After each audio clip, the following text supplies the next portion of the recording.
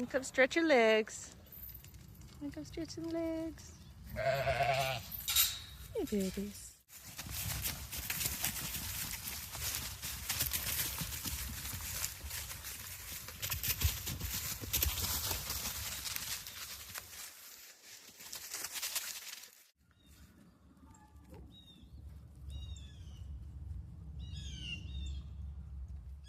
On today's Farm Chores in a Chat, I wanted to give a couple tips on packing for vacation.